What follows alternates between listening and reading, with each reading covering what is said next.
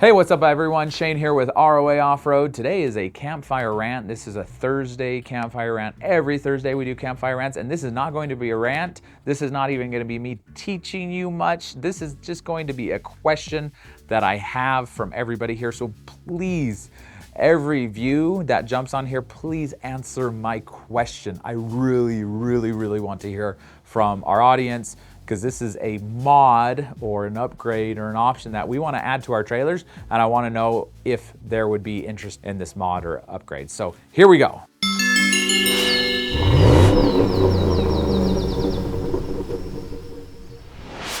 Okay, if you like these rants, go and subscribe and check out our other rants. We have tons of different topics we go over. But today, I just have a simple question, and I'm hoping you can reply. I don't normally ask or beg for comments. I feel like I'm begging, but I just really want to know if this is something people would be interested in our community. So we have some new trailers, really cool trailers, specifically a Pause, the Reboot edition, and then also the MDCs. A lot of people are always asking about generators. Generators are pretty essential for off-grid camping. And I say essential because like solar, battery, all of that stuff is good. And generally you can be sustained. If you get a good battery bank and a good solar array, you can be sustained off-grid indefinitely, depending on the system and depending on how you use it. If you're running the AC a lot, probably not. But I always say, hey, listen, having a generator as a backup option, no matter what, is a smart thing to have. I try to always go out with a generator just because maybe you're running the air conditioner too much and you just need to charge batteries. So a lot of times people are doing carry Hondas, Champions. There's a lot of different generators in the market, and they usually sit in the bed of your truck, or they could sit in a storage compartment. I personally love onboard generators. Let me tell you a little bit about onboard generators. So before doing off-road trailers, I was doing really high-end premium motorhomes, and every motorhome, even not premium, like even the cheapest motorhomes out on the market, generally have an onboard generator. The most common one is built by Cummings, which is like builds freight trains and Ram truck engines, right? Cummings is one of the best motors in the world. So Cummings Onan division, they're an onboard generator that you can have built into the trailer. Now, the reason why I say MDC and specifically the Reboot is they have large storage compartments that we could easily build in a compartment for an onboard generator. Now, let me tell you a little bit difference between the onboard generators of today versus maybe a carry Honda or a Champion. Generally, your Hondas are gonna be gasoline, so you're gonna have to carry your Honda plus gasoline. With gasoline, you have carburetors, you have fuel. It can get gunked up if you're not constantly maintaining that. It can be a kind of a mess. Also, gas generators, every 1,000 feet you climb in elevation, you lose, I think it's around 4% of power, right? So what that means is a 2,000 watt Honda at sea level is 2,000 watts. But at 1,000 feet in elevation, you're like losing 4%, which is roughly 80 watts, right? So you're more like a 1,900 watt generator, and that's only at 1,000 feet. Think about it. If you go up to 4,000, 5,000, 6,000, 7,000 feet. I go camping at 7,000 foot elevation in the middle of the summer, and it gets hot, and I do run the air conditioner from time to time. So a 2,000 watt Honda generator will not run an air conditioner at 5,000 to 7,000 feet elevation.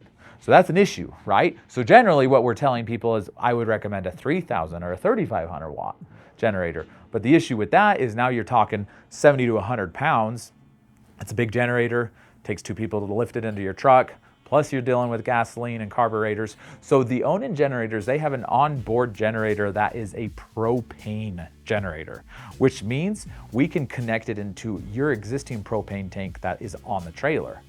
And then that generator can be wired into your trailer, to the inside of your trailer, next to your bed, in your command center. We can put a switch in there that is a little button, and you just press the button and it fires up that generator instantaneously. It runs very clean, so you're not polluting as much. It also runs better at higher elevations. The power, you don't lose a lot of the power at higher elevation because you're not dealing with carburetors, because it's not gasoline, it's propane. It also depends on the load. Like the reboot or the pause, you can run the air conditioner off grid off of the batteries. So the only reason why you'd fire up the generator is to charge up your batteries so that you can run your air conditioner longer off the batteries. Or you could turn on the generator and just run the air conditioner directly from the generator, or you could kind of power share, you know, you could go back and forth. There's a lot of cool options. There's also this thing that's called Autogen Start. And what that is, it's a system that is built into the own-in generator, onboard generator.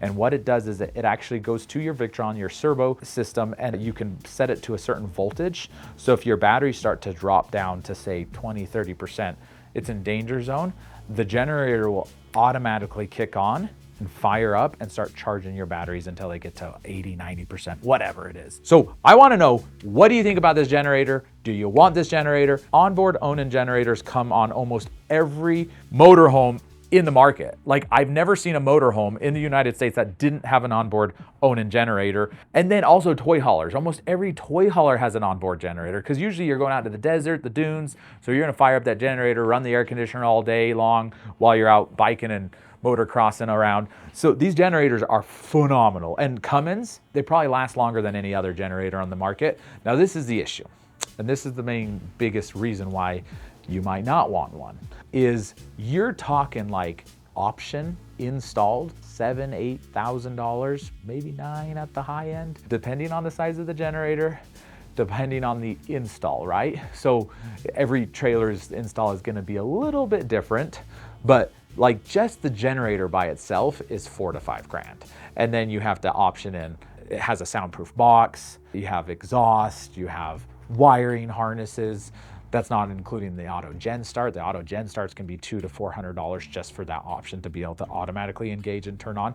But this to me is like the top of the line, coolest option that you could have. An onboard generator is really, really cool. Generally, when you're going out and buying a motorhome, you're just buying a motorhome for $100,000 to $400,000.